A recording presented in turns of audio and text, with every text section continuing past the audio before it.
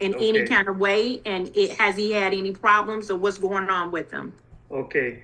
All right. You don't mind if I call you James, right? Yeah, that's fine. Thank you. Okay, good. Okay, my name is Reginald Amos, and this is our core council members of Detroiters United LLC. I'm having problems with my camera. That's why you don't see my picture. No, it's fine.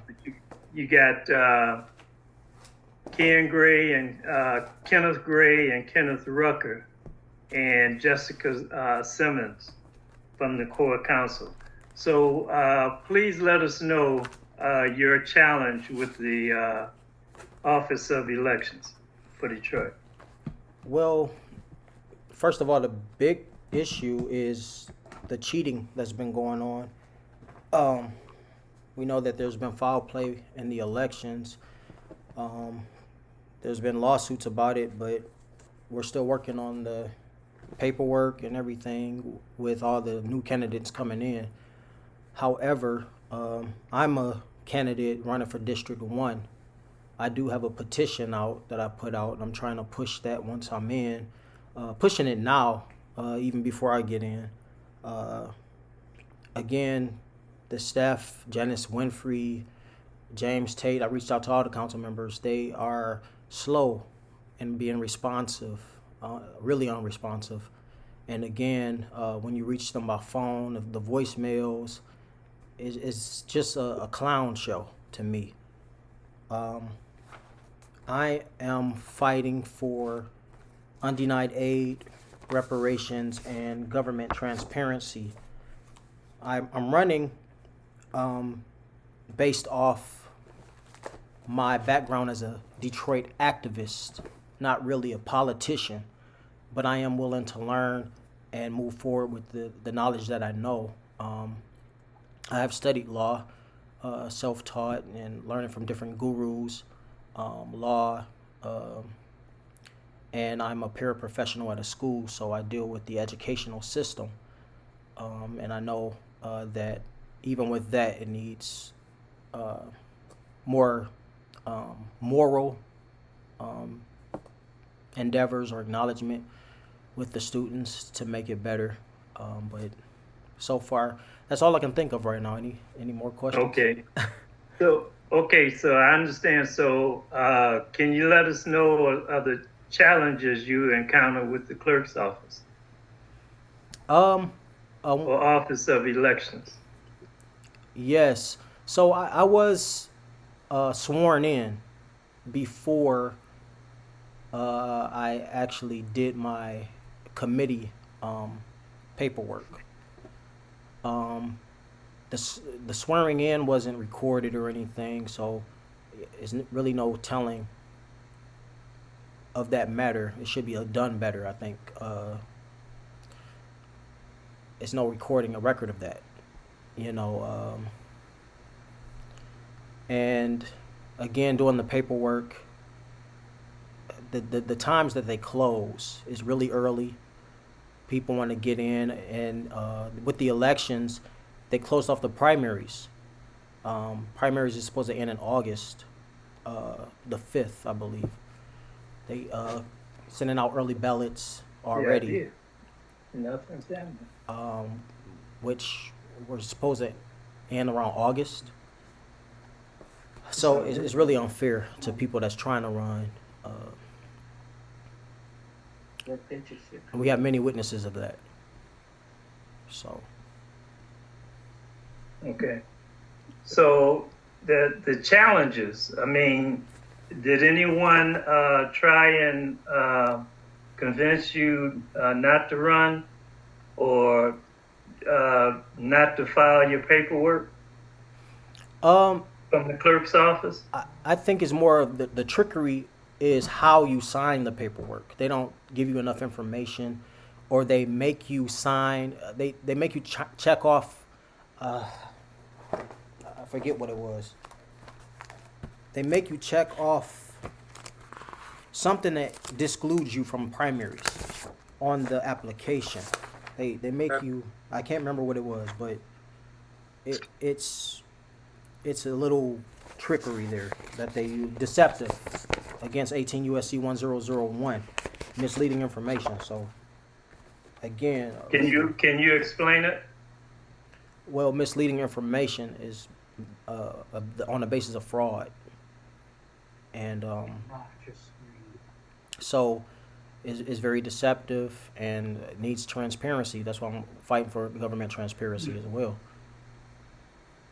So the same thing that happened to you, they handed you a form Thank you. that basically said that you were, bowing out, and telling you to reapply is what he got also. Is that true? That's exactly what it is. Okay. Wow. Wow. Now I know Go ahead, Ken. I know news reporter Ross Jones has been really doing a big story on this, and he kind of backed off of it for a while, because of the elections and stuff. That would be something that he probably would be interested in. If all you guys that are write-ins, went to him, reported to him at Channel 7, I think it is, and basically let him know what's going on. I'm sure that would be a story that he would jump on immediately. He's an investigative reporter, Yeah, and not only that, Steve Neveling, and you may want to write this down. Steve Neveling from Metro Times.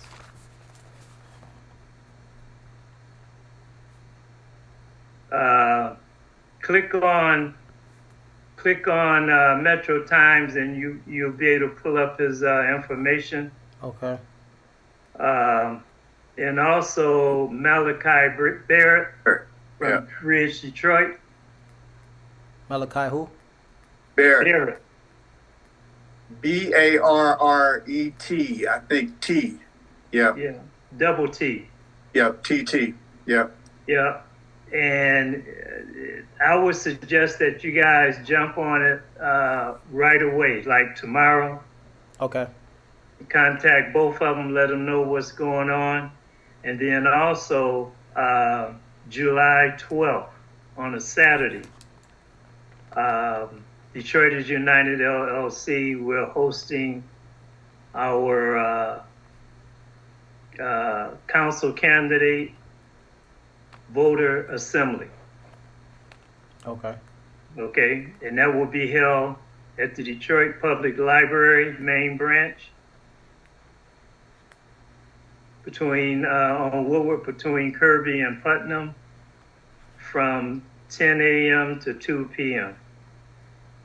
I would highly advise you, or we highly advise you, to make it a point to attend and let the citizens know who you are, engage with the citizens, and let them know your encounter with the clerk's office. Okay. We got to blow this thing up. We will blow it up. And tomorrow, we have Tonya. She's our guest on our talk radio platform, Strictly Detroit. Okay. Awesome. WCHB, you might want to write this down, James. WCHB 1340 AM. Okay. All right. From 8 p.m. to 9 p.m. The call-in number is 313-837-1340. Okay. We're going to put this on blast, okay? Okay. And Tonya is our guest. And so you're more than welcome to call in.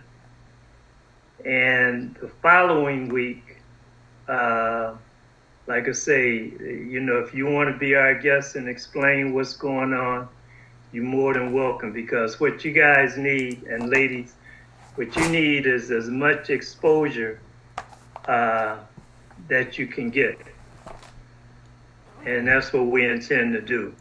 We are looking for recruiting council candidates that have common sense, okay? right now, out of 9 council members, 8.5 don't have common sense. Okay? And so we got to change the political paradigm in Detroit and the dynamic. This is not a situation where we're voting for the high school king, queen.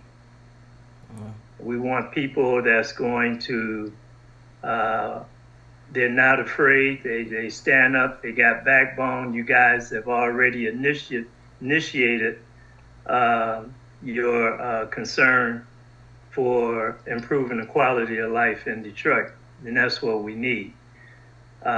We need whoever we go with for mayor, that individual is going to need 5 council members, ideally 6, to get anything passed without having to go to Lansing or go to the feds or whatever. We highly recommend that you work as a team. Main reason is there's the reason you must work as a team. It's several reasons. Number one, it benefits you to share the cost of whatever is needed for your campaign. Like, we have a if you guys haven't heard of it, his name is Tim. He's at Detroit IPTV. And he can do a platform for you. We can get a price and you guys all share that cost. Okay? And that's the way you got to work as a team, because the incumbents on council and those who are former members of council, they are working together against you. They are working together against the people of Detroit, the citizens, and we have to expose that. Yeah. And there's no better way to do it than this way right here. So, like I say, it's all about force multiplying, collaboration, and communication. You got to communicate. You got to work as a team. So, Tony, when did you start your campaign? When did you file? You're muted, Tonya.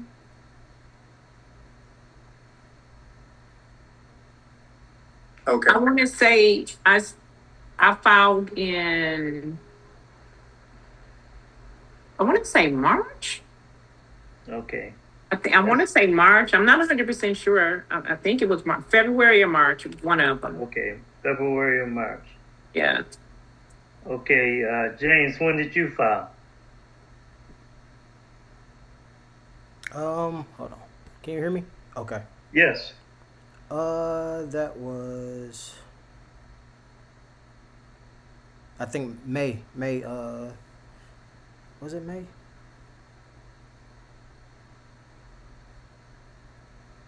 Yeah, it was in May. Okay. And while we at it, let me get your email address, James. Okay. Chandler, Chandler. DLER. J. J. 339 at gmail.com.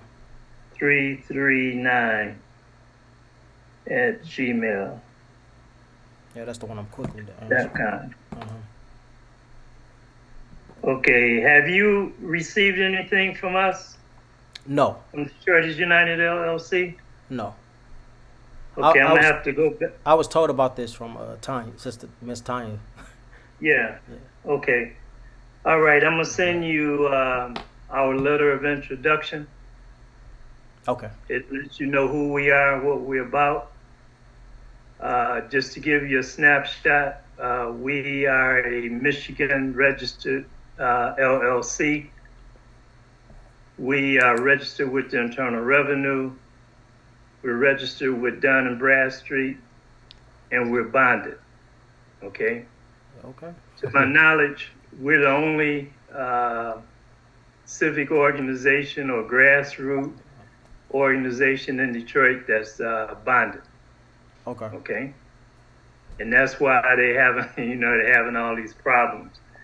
But nevertheless, we'd like for you to peruse our letter of introduction, get back with us and let us know if Detroiters United LLC is an organization, and you also, Tanya, if Detroiters United LLC is an organization that you want to be a part of or work with or collaborate with. We need to know. We all need to work together as a team. The reason Black folk in Detroit have not been successful in over 30 years, to my knowledge, is because everybody want to work in the silo. All right? Everybody want to be the chief. Nobody want to be the Indian or the follower. And too many people that are compromised by white folk. Simple as that. We are very direct. And like I say, you'll see in our letter of introduction where we're coming from, and we like to know as soon as you get it, let us know what your thought is, and if you want to be a part of Detroiters United LLC, or if you want to work, because we're not trying to pull you away from any organizations that you may belong to, but we have open arms to bring you into Detroiters United LLC. But if you're working with the organization, continue. If you feel that your organization is top notch or whatever, I encourage you to stay with your organization. But let's all of us force multiply and work together. I agree. Okay. All right. Sounds so just to give you a heads up, you guys must, because it's almost the primary. We only got about 33 days or something like that. Okay, you got to have your messaging have to be strong. Okay, your messaging have to be different from your opponents. You must build your voting block. I would suggest that you get in touch with the City of Detroit retirees. Okay. All right. Now, I don't know how you feel about the LGBTQ community. Oh my goodness. But that's a hell of a voting block. Hey, I bet. Okay. The history of it, that's how Charles Pugh won his seat on city council. Okay. Now, July, I think is the 25th or whatever, they're having their annual event out at Palmer Park, and it's huge. Okay? Now, their office is on Greenfield by Schaefer. You need to get in touch with them and let them know that you'd like to have an interview, a candidate interview. Now, like I said, it's a huge voting block. Both entities are huge voting blocks. And that's what you want. You want votes, whether they are another persuasion or whatever you're looking for support, you're looking for votes. And then you need to work on your messaging. Your messaging must identify your desire and intent to make the city of Detroit retirees whole. You must work and push for improving the quality of life at DPSCD for our public school educators and our students. Yes. if you're not going to fight for our students, if you're not going to support our public schools, then don't even waste your time with us. Okay? Mm-hmm. So that's where we're coming from, and you'll see all that in the letter of introduction. It gives our vision and mission statement. Okay. So work on your messaging. Take my number or our number, 313-399-8290. I don't care what time of day or night it is. If you got questions, give us a call. Okay. We've done the research. We know what's needed for you to have a successful campaign. So along with what you guys have and ladies for your platform, we know for a fact that what we have is those are elements for success. We know that we have the best campaign platform in the city of Detroit. We know because we were instrumental in helping Angela Whitfield Calloway get elected as council member District 2. Gabriela Santiago Romero, we were instrumental in getting her elected for Council District 6. And this model, a lot of Detroiters, they're not accustomed to this model. They're stuck in time. This model, if you want to check this model out, because it's been modified, we modified this model. But initially, this model was put together by former President Obama. David Axelrod. And David Axelrod, okay?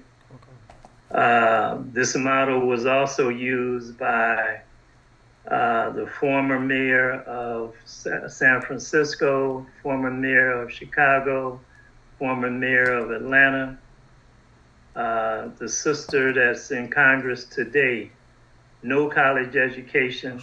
She stuck with the people. She was about change. She was progressive. She beat out a congressman who is a millionaire, and he's been in Congress 20-some years, and she beat him. Mm. And so what they all have in common is they all communicated. Those sisters, and also the former mayor of Washington, D.C. So we know it will work. And so all you got to do is just follow the model. Don't deviate. Don't get distracted going into another direction or working on something else. Focus on your campaign.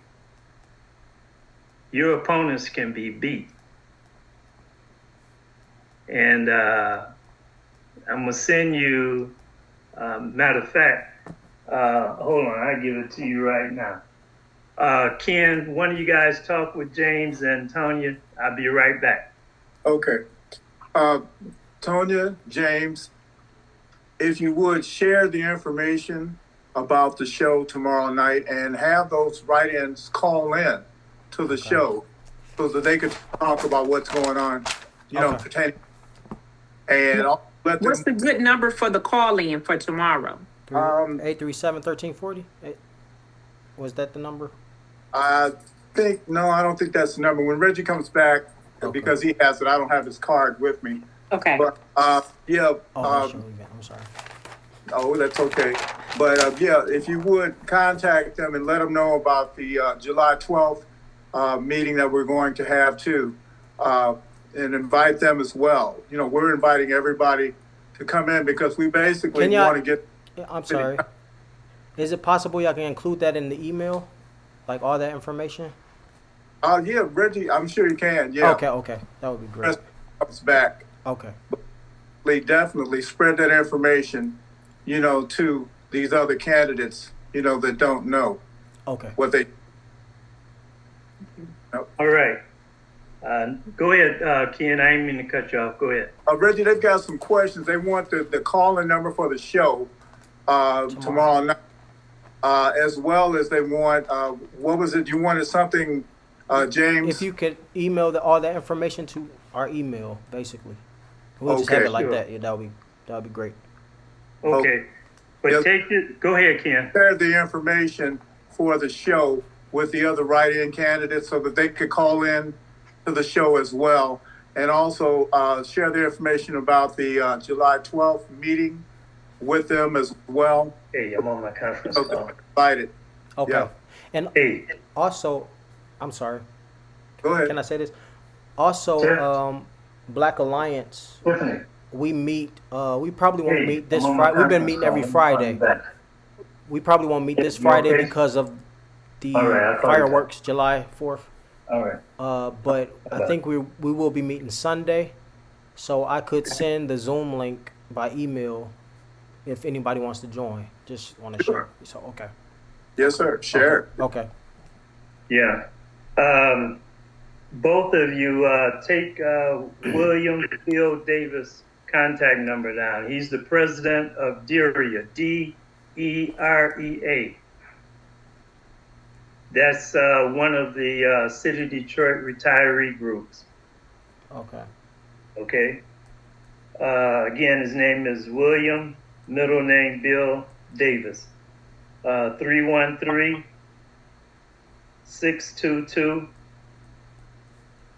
313-622-6430. And let him know that your position on making the City of Detroit retirees whole. You're a candidate for city council, and you will fight to help make the City of Detroit retirees whole. You like to speak at their membership meeting. You want to speak to the retirees. Okay. All right. Sure. Reggie, if you would share the call-in number for the show tomorrow night Yeah. with them. Okay. So if Bill Davis refuse or whatever his response is, let me know. Okay. Yeah, you call me, let me know. Okay? Okay. No problem. All right. The call-in number tomorrow is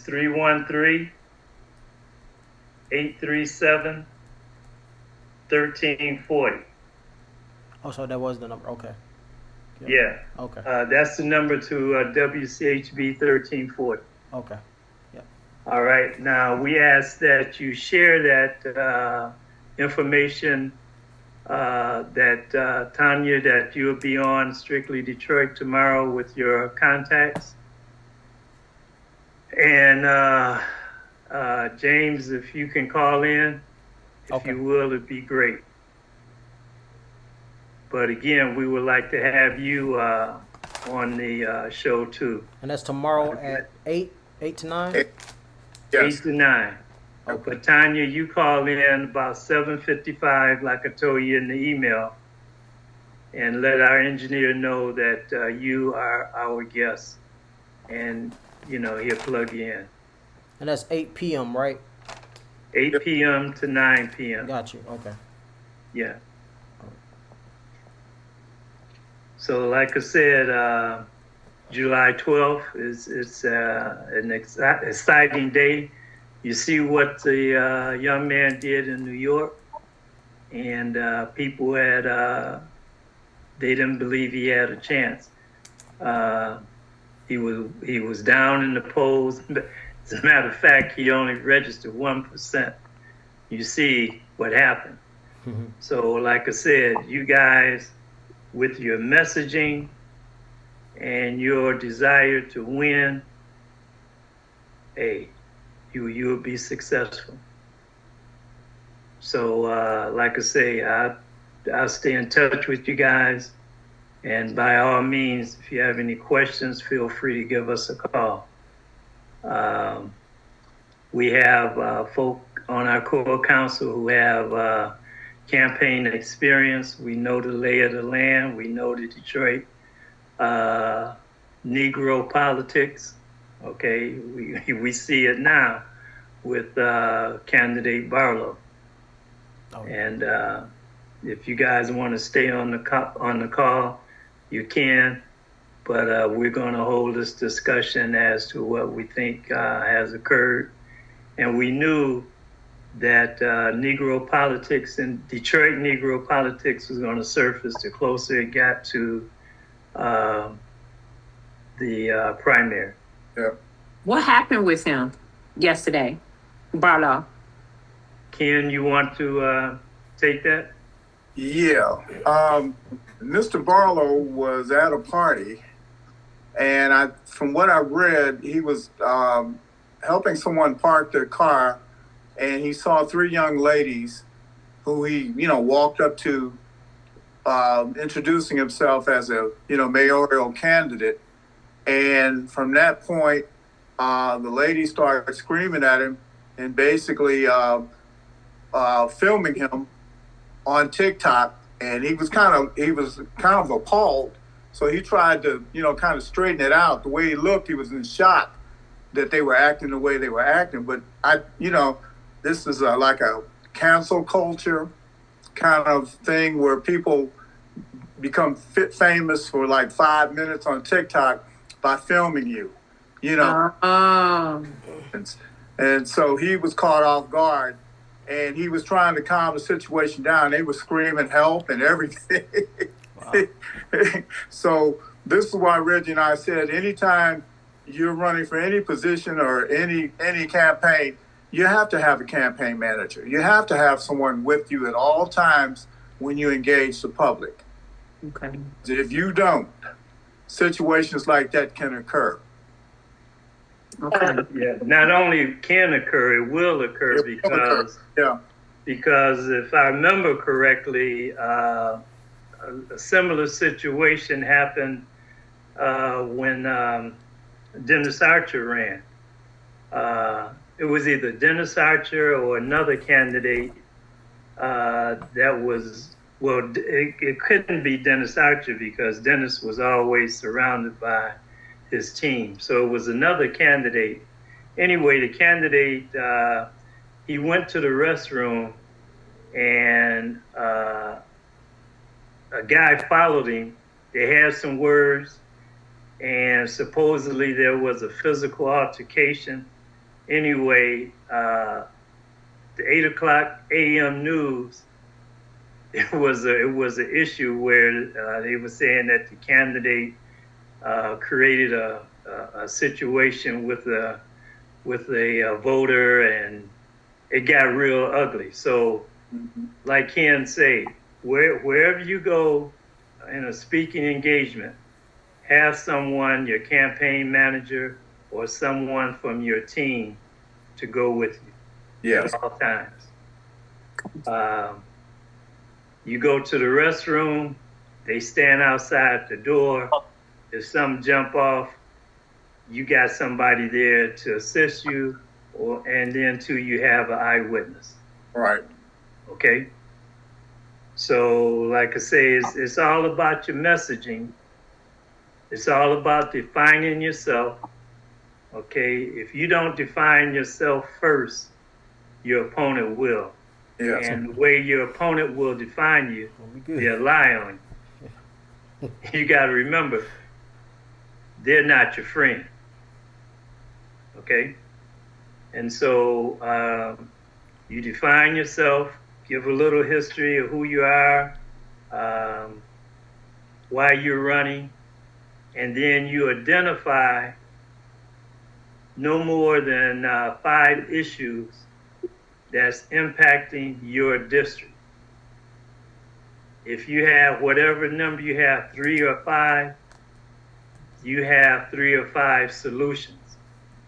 And remember, those are your solutions, so nobody can say you don't know what you're talking about. Those are your solutions. Okay? And District 3 is full of issues.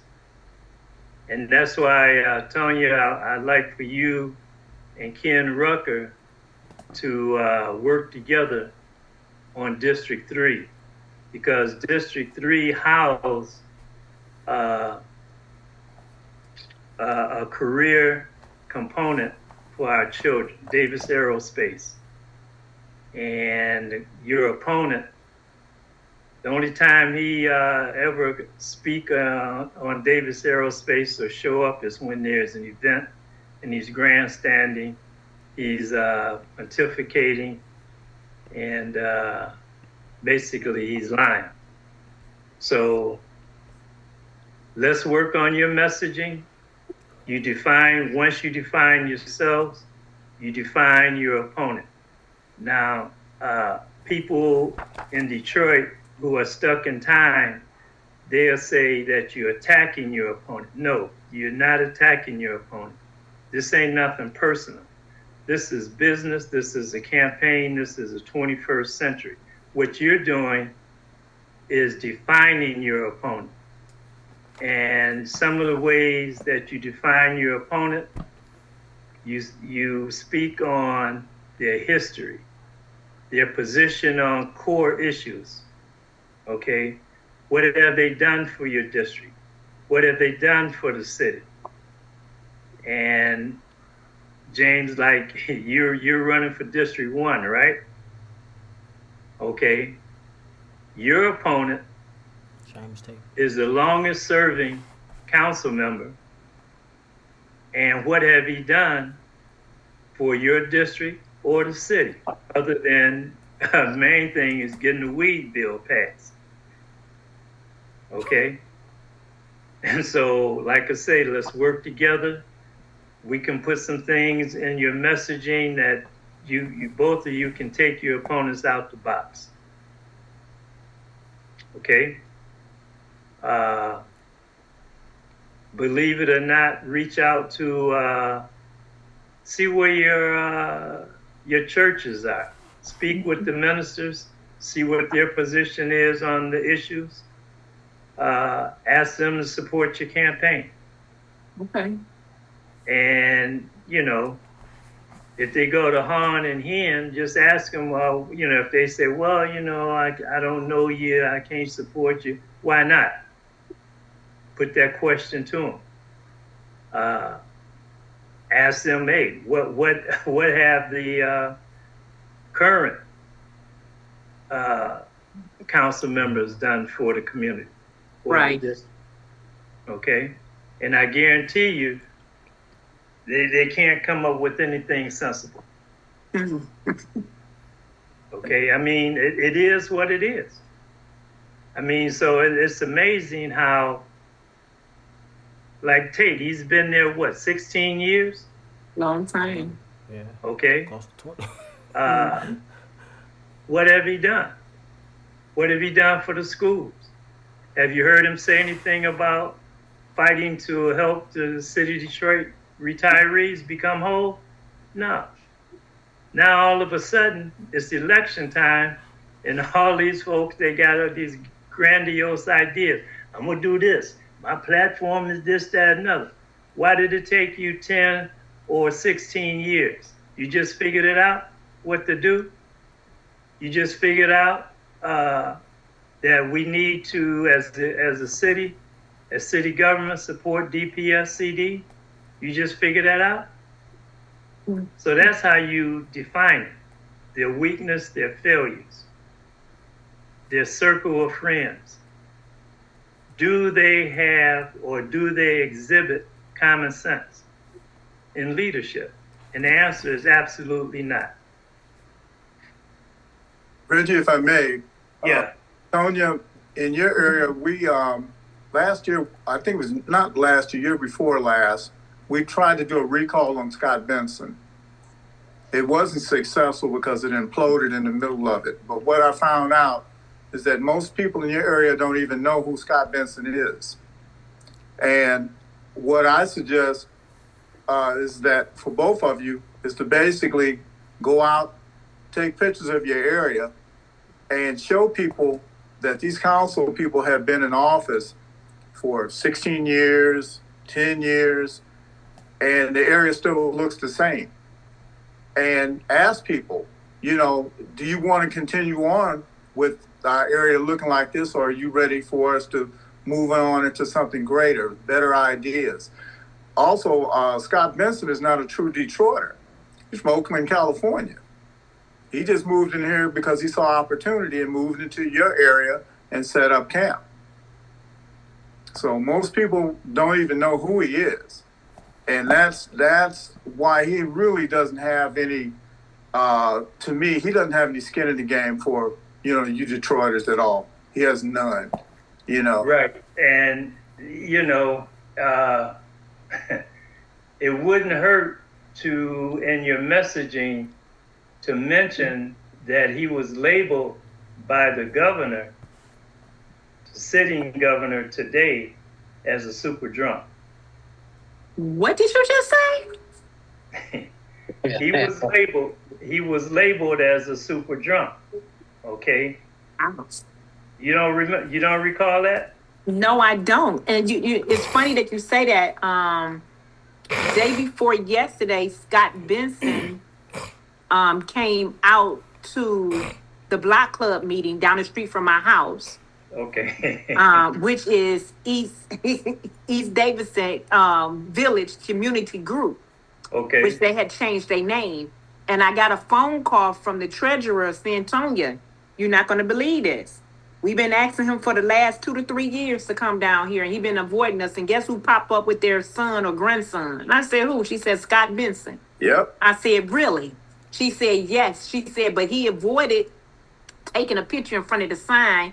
He took a picture, somewhere else. She said, but he still avoided us while he was here. He didn't have a conversation with us, really.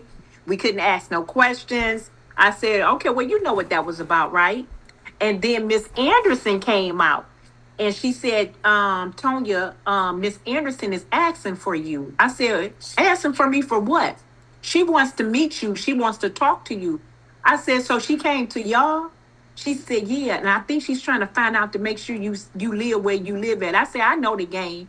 I said, but y'all can have that conversation with her because you don't force yourself upon me to come to my house and look for me. I've never seen that before. You know what I'm saying? So the word went around the block real quickly. I guess they think that I'm not connected in my block. My mother been over there for 35 years. So I got the message. They over here. I said, they're just trying to see how the house look on the outside. They want to make sure I live there. I said, I know the game. I said, but that's okay. So now that you say that, yes, I kind of probably believe that. Well, real quick, what happened was shortly after he became a council member, he had a drinking problem. Okay. So in a city vehicle, he went to sleep, came up off the Northwestern Highway, or the lodge at 8 Mile in Greenfield. And went to sleep on the service drive. And the state police pulled up, and according to the state police, he didn't even know he was in Detroit. Yeah.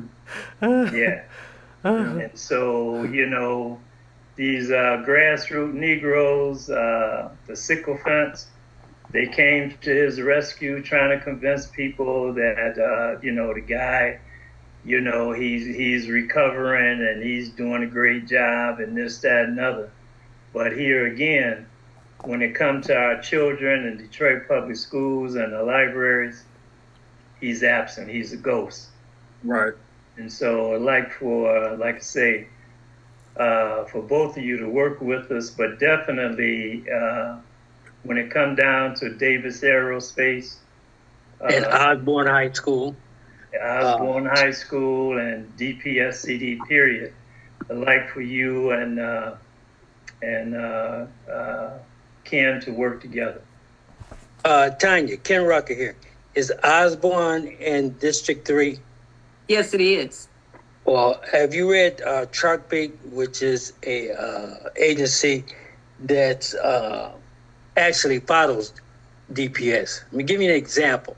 Okay. Osborne High School, grades 9 through 12. Now, here's where the problem is going to come. Enrollment, only 413 students. Utilization, only 34%. Now, revenue, 6,022,533. Expenditures now, 6,440,302. So this is cost per student, $15,594. And their idea, comparison school cost per student is $12,377. Dr. Vitti and the school board are looking at it this way. They're going to close Osborne High School once they start building on Persian High School.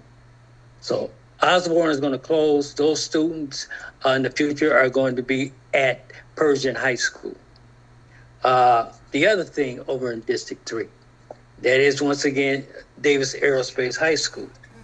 Davis Aerospace High School only has 96 students. With that being said, over the years now, they've only, so far, even this year, there's only 2 students out of 96 can apply for a private pilot license. So over the years, go back 3 years, that's a total of only 4 students. Now, with that being said, are you familiar with these organizations that's within District 3 and Detroit's Coleman Young International Airport? That is the Black Pilots Association.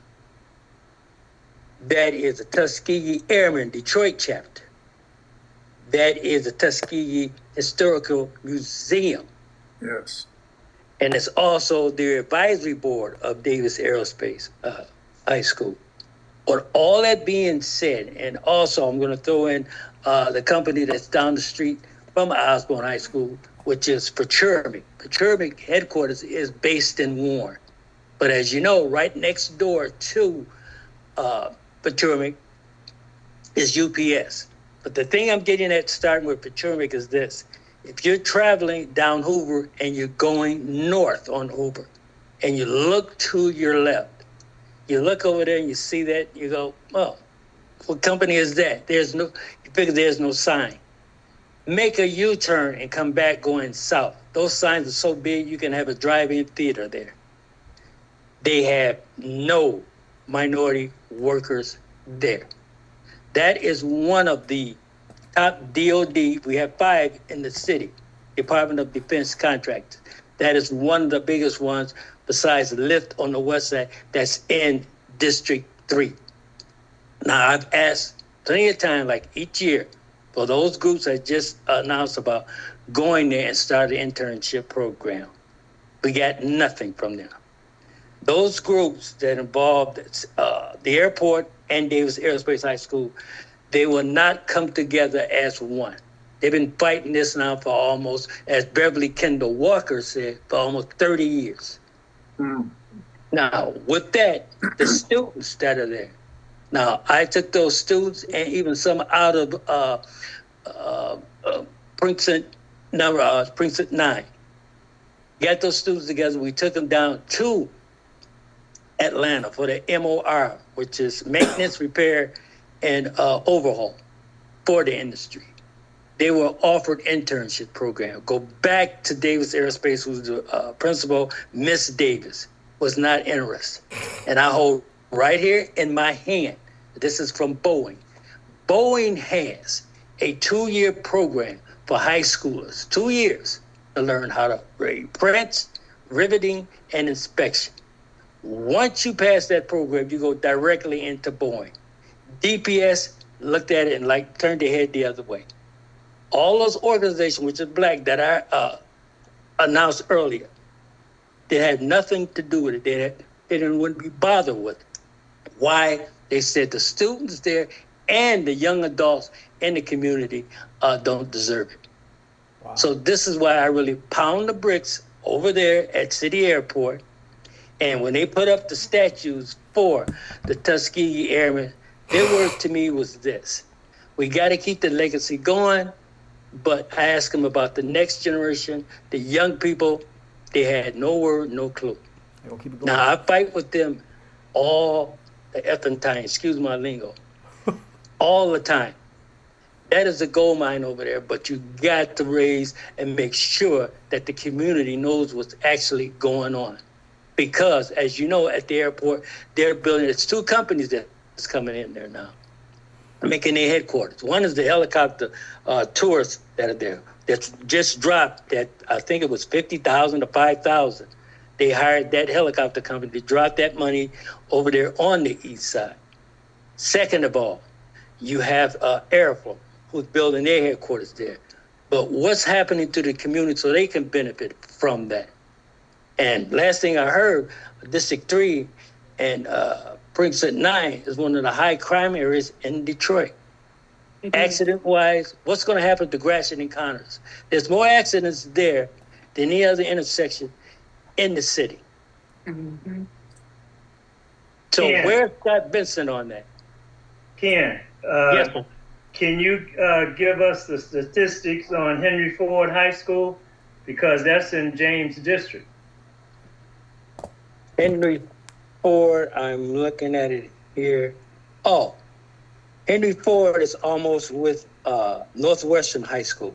Now, these are some of the schools they plan on either integrating or closing. And you can go to Chartbeat, the latest on that on DPSCD, because they're doing this all now during the summer. And a lot of these parents are going to take the kids out of the school. Now, with Henry Ford right now, in the last 6 years, we lost 3 students, and they were crossing 8 Mile Road. Far as academic-wise, they have a 40% graduation rate. Now, all that's been on a hush-hush. What programs do they have in those schools, those high schools, Osborne, Pershing? What programs do they have to boost reading and academic-wise? Now, I encourage all you guys, come September 20th, and I recruit for Winston-Salem State University in North Carolina and also Spartan College of Aeronautics in Tulsa, Oklahoma. And the military was there. And this was last year, but this year is going to be in September, not in January. But this is what the military branch have said. All branches was there.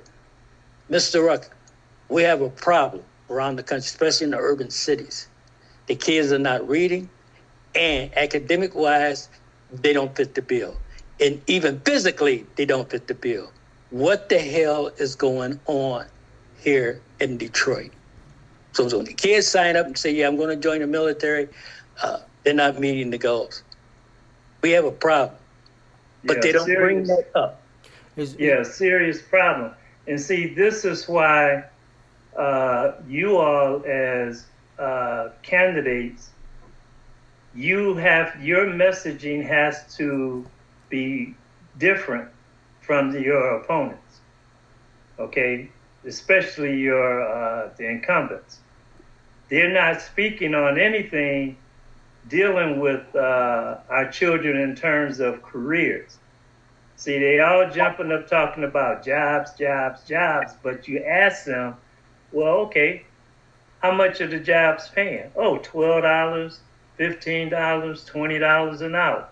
Well, how is it that people that don't look like us, they can come across, like Ken say, come across 8 Mile, and they're pulling down $100,000 plus.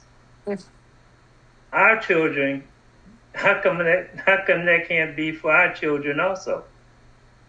Yeah, and you can speak to, like I did, I gathered each class president from this year and the upcoming year, each class president from Southeastern High School, Osborne, Denby, and Pershing.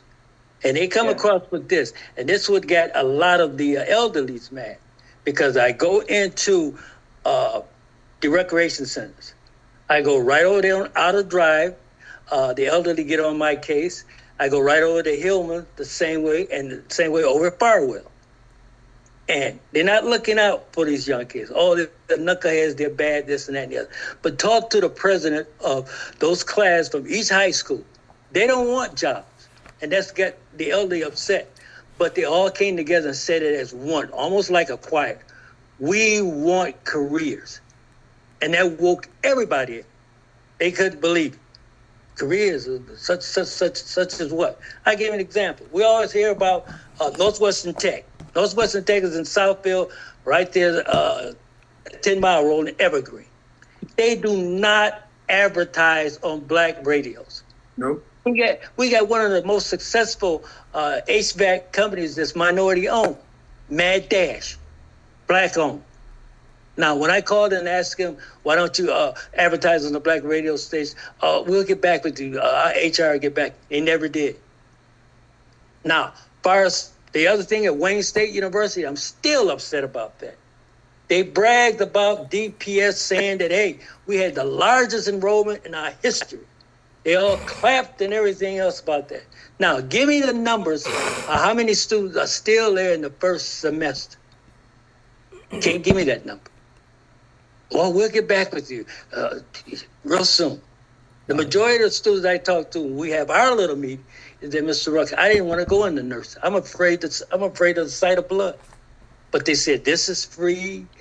Go in there if you're a resident of Detroit. I said, Mr. Rucker, my GPA don't even compare for what they really want. So I was actually pushed in. So I'm getting this from the other organizations around there. We're going to start with the third graders. So you're going to forget about the junior high school and high school students? I'm not going to let that happen, because there's internships to the corporations that I've talked to. To give you an example, Cincinnati, Ohio, their biggest industry there is GE aircraft engines, and they're working with the urban schools in Cincinnati. Same thing that goes on with Lockheed Martin, Dallas Fort Worth. Same thing that's going to Lockheed Martin in Atlanta. Why can't we do it here in Detroit?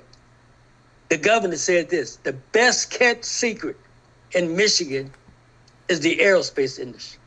And she's right. Why? There are over 680 aerospace manufacturers. What is the percentage of people of color that's working in those industries? We have one of the biggest defense companies right there in the city of Detroit. You wouldn't know, you wouldn't recognize it. It's right there on Rosa Parks Boulevard. And the company is called Lyft. Now, coming up in September again, it's called, and Barack Obama was dead on that we need this every year. And it's called Manufacturers Day. They bus students all around southeastern Michigan. And some of these students even come as far as Benton Harbor and Flint to see what's going on.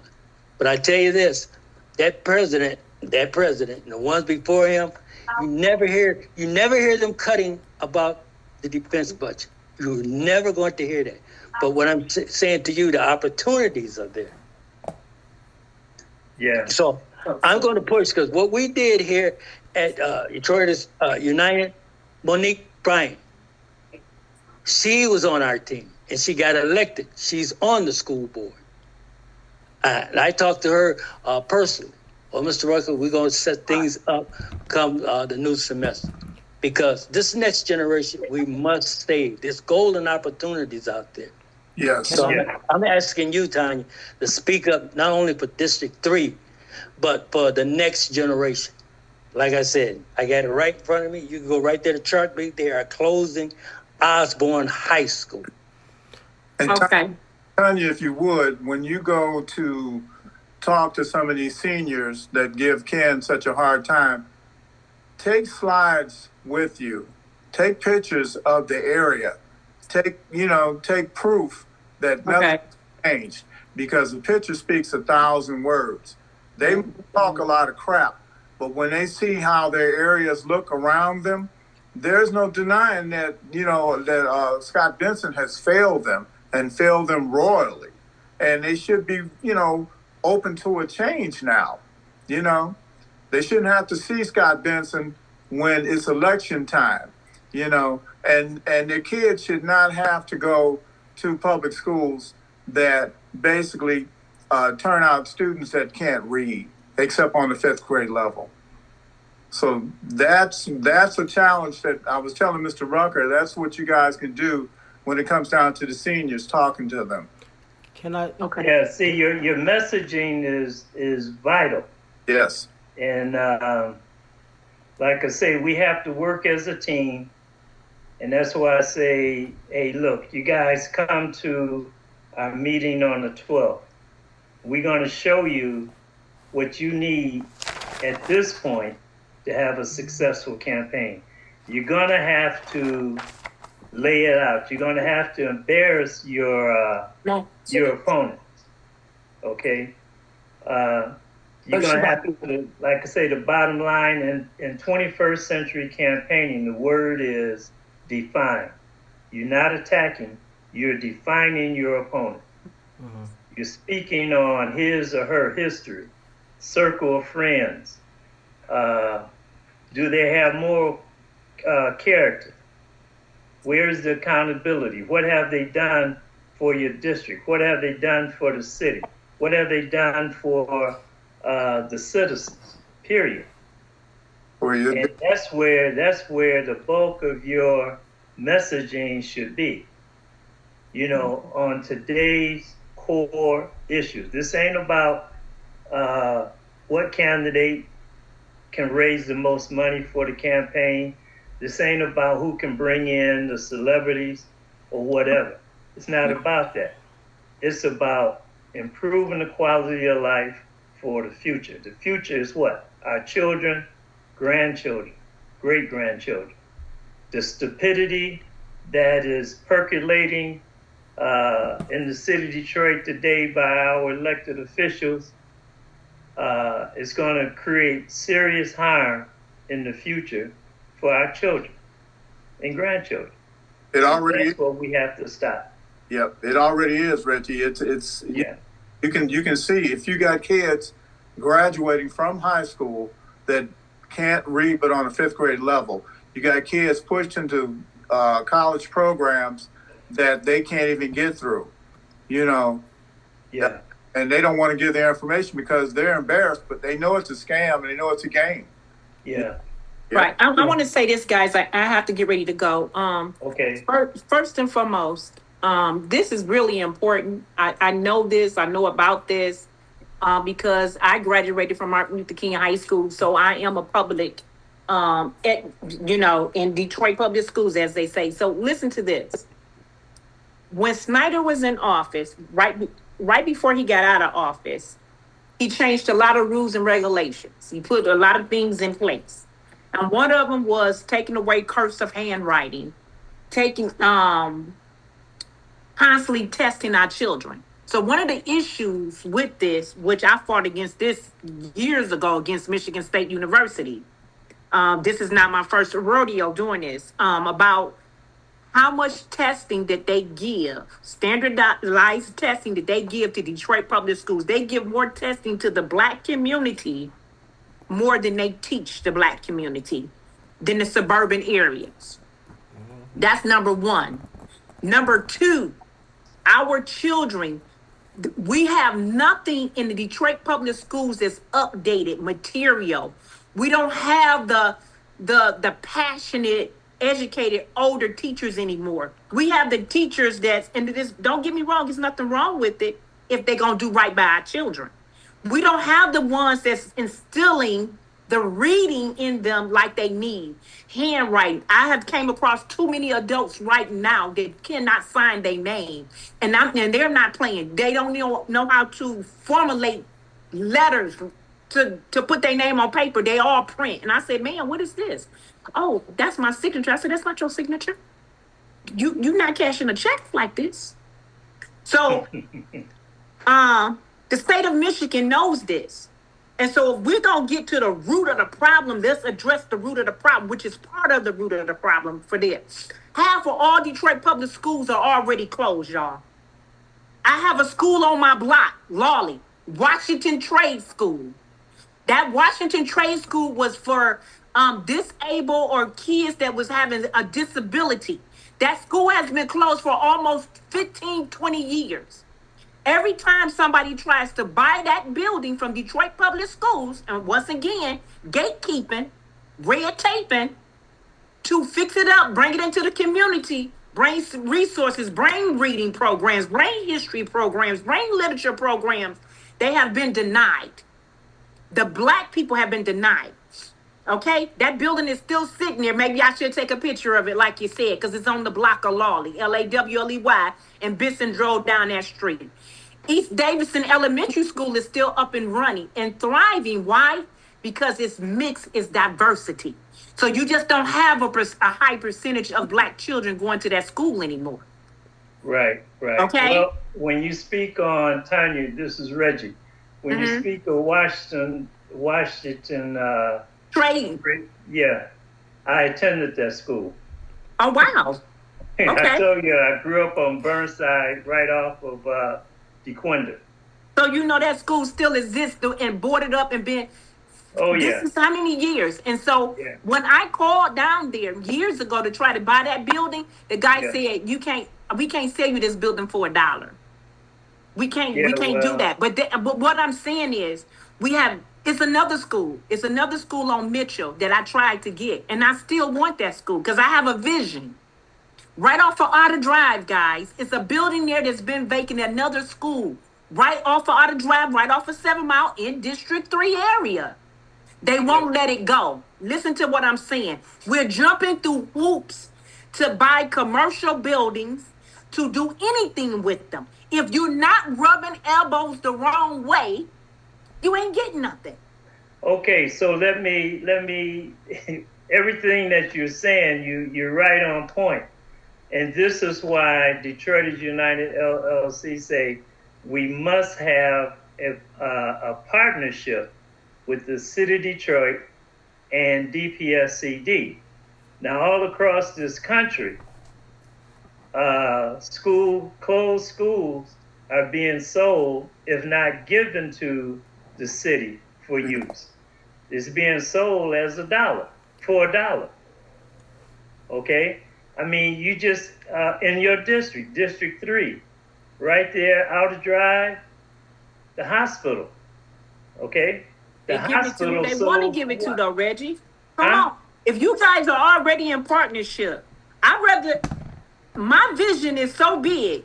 Just after what Mr. Rucker just said, I can buy some land and rebuild a whole brand new school and put everything that we're missing in that school. Yeah, but see, you got to get elected. We got to focus on Right. your messaging, okay?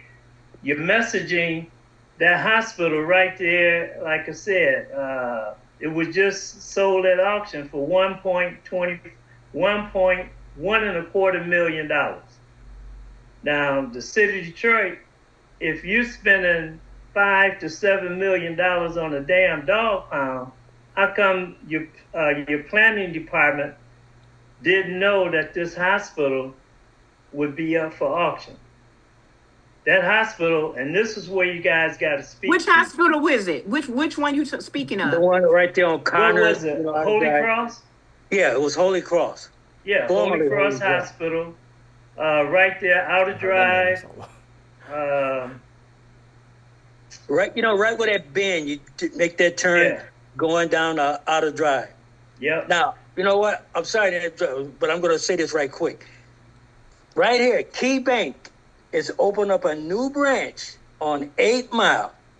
Now, the new branch is going to be on 8 Mile in Belmont. I don't know where that's at. But it says here, the branch manager, she's black. They got a picture and everything right here. And it said, meet branch manager Cynthia Oliver. Now, July 18th, from 8:30 a.m. to 10 a.m., official ribbon cutting is going to be there. So, Tanya, this is what I'm telling you. You should be there for that. That's July 18th. Now, July 19th, same branch, brand new Key Bank. Food, prizes, sweepstakes, and family-friendly activities. Now, once again, this is Key Bank, and they open a new branch. It says here on East 8 Mile Road in Belmont. And the branch manager, once again, Cynthia Oliver, she's black. Now, why would I get a flyer and I live in the suburbs and none of you guys have gotten a flyer? Wow. It's biggest day. We can't wait to meet you. This is what it says here. New branch opening, July 14th. So you know who's going to be there. And it says right here, East 8 Mile Road, Belmont, Key Branch. What's They the got a dates picture. again? Give me the dates one more time and the time. Okay, Friday, July 18th, 8:30 a.m. to 10 a.m. Official ribbon cutting ceremonies and food. That's July 18th. That's on a Friday. Saturday, July 19th, food, prizes, sweepstakes, and friendly activities here. Friendly family activities. Once again, meet the branch manager, Cynthia Oliver. They have a picture of her, everything about her, even her education, everything is here. And this is Key Branch Bank. And it's Okay. on East 8 Mile Road. And it says here, right here, 1900 East 8 Mile Road. Why would I get a flyer? I live in the suburb, and none of you guys haven't got a flyer. Wow. And this flyer is big as day. Yeah. Can I say something? And I don't have an Oh, account at Key Bank. can I say something Now, real quick? Or sure. okay. This is going back to what was said about my district, Henry Ford High School. The the grad rate, 40%. Like I said, I work at Pembroke Academy. I'm a paraprofessional there. That is a blue ribbon school in my district. Now the CEO is Here I come. JC Hazinga. Now, whatever they're doing there, I think that somebody need to partner up with that school to get it to the DPS. They're teaching moral focus. They're teaching at a level that's good for the reading. Uh, I think it's perfect. If we can get that partnership there for the DPS, it might build DPS up. Because they're closing out Well, too many see, of our this is schools. why this is why we need you as a candidate for District 1. Okay. You come in with progressive ideas, okay? And like I say, it's all to improve the quality of life for our students, our children, our future. This is why we need you. This is why we must work together. And so here again, you got to come to our July 12th meeting at the Detroit Public Library. We will have, what's his name? Tim from Detroit IPTV. He's the one that have a crew that will take you guys around and film your districts, the good, the bad, the ugly. It's going to cost you, but you guys come together and share that cost and won't be a strain on none of it. Okay, so that's what we are about. Yeah, our people are visual guys, and they don't. You can talk, but visual always wins the prize. Always. Yep. So look, you guys, like I say, you can call Detroiters United LLC anytime of day or night. We've done the research. We know all the issues. And we know that you guys know some of the issues. But by working together, we will have a new council. That's our goal. Yes. We will have a new council. It's imperative.